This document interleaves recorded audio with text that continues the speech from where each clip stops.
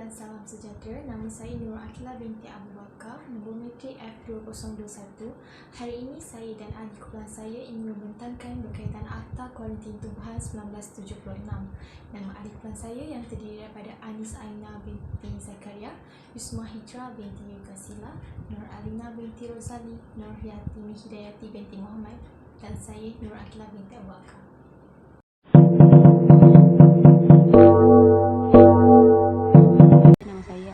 Binti Zakaria, nombor metrik saya 22DAG 18F2113. Akta ini bertujuan untuk meminda dan menyatukan undang-undang berhubungan dengan pengawalan, pencegahan dan penghapusan makhluk rosak pertanian, tumbuh-tumbuhan berbahaya dan penyakit-penyakit tumbuhan. Akta ini juga meluaskan kerjasama untuk mengawal pergerakan makhluk perosak dalam perdagangan antarabangsa dan mengenai perkara-perkara yang berkaitan dengannya. Bagi menjalankan kuasa-kuasa yang diberikan oleh Seksyen 23 Akta Kuarantin Tumbuhan 1976, Menteri membuat peraturan yang dinamakan Peraturan Kuarantin Tumbuhan 1981 dan hendaklah mula berkuat kuasa pada 31 hari bulan Mac 1981.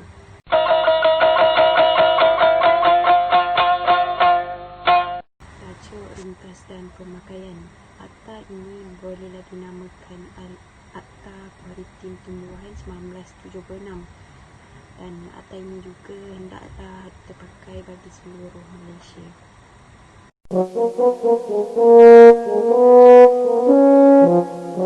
Seksyen 8 iaitu penentu bagi keingkaran. Jika seseorang penduduk tanah telah disampaikan sesuatu notis di bawah Seksyen 6, tidak mematuhi notis itu dalam masa yang dinyatakan di dalamnya, dia adalah bersalah atas sesuatu kesalahan dan boleh didenda tidak melebihi RM10,000.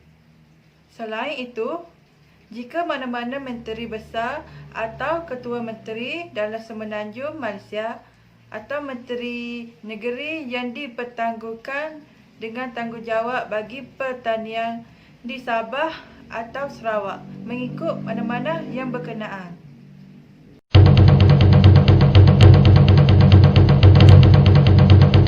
Seksyen 9 iaitu kuasa mahkamah untuk memerintah langkah-langkah. Apabila seseorang disabitkan di bawah Seksyen 8, 11 atau 13, mahkamah yang mensabitkan orang itu boleh memerintah orang yang disabitkan itu supaya mengambil apa-apa langkah yang perlu dalam masa yang akan ditetapkan untuk mencegah berlakunya lagi kesalahan yang telah disabitkan kepadanya. Yang kedua, jika seseorang tidak mematuhi sesuatu pemerintah yang dibuat di bawah subseksyen 1, maka dia bersalah atas sesuatu kesalahan dan boleh didenda tidak melebihi RM50 bagi tiap-tiap hari kesalahan itu diteruskan sebagai tambahan kepada penentu.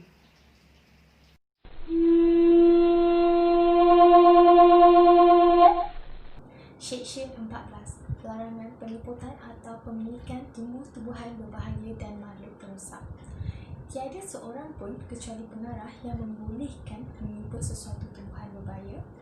Yang kedua, memiliki atau menyimpan sesuatu tumbuhan berbahaya atau membenarkan tumbuhan berbahaya tumbuh pada permukaan tanah atau di mana-mana sahaja. Yang ketiga, meliput atau menyimpan sesuatu makhluk perosak.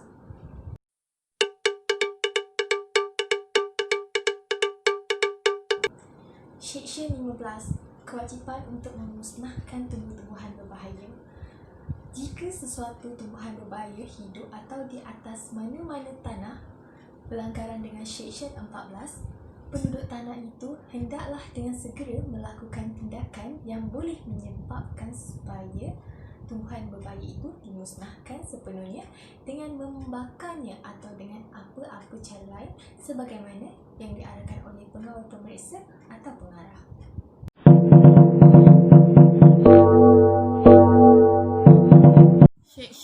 17. Kuasa untuk menyita, menahan dan menghapuskan tumbuh-tumbuhan berbahaya.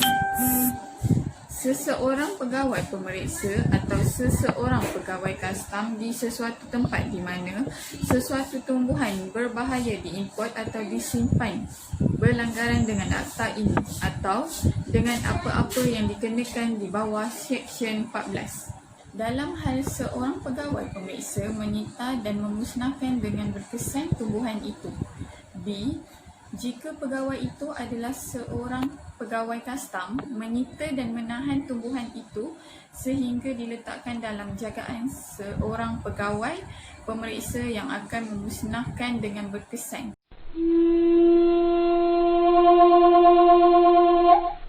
Akta 18. Seseorang yang melanggar mana-mana daripada peruntukan Seksyen 14 atau 15 adalah bersalah atas suatu kesalahan dan boleh apabila disabitkan didenda tidak melebihi RM10,000 walaupun seseorang pegawai pemeriksa boleh mengambil atau mungkin telah mengambil tindakan di bawah Seksyen 16 atau 17.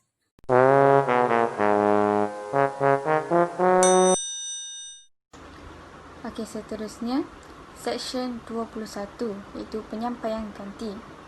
Jika pegawai pemeriksaan mendapati bahawa notis yang disampaikan tidak diterima dengan menjalankan usaha yang sewajarnya sebagaimana yang dinyatakan dalam Seksyen 20, penyampaian itu bolehlah dilaksanakan dengan menampalkan suatu salinan notis di suatu tempat yang mudah dilihat atau menyiarkan suatu salinan notis itu dalam bentuk warta atau surat khabar.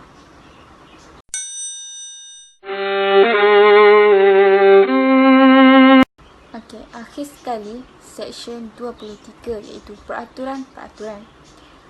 Menteri boleh dari semasa ke semasa membuat peraturan-peraturan bagi menjalankan akta ini dengan sepenuhnya dan secara berkesan bagi mencapai maksud akta ini tanpa menjejaskan kuasaan yang tersebut.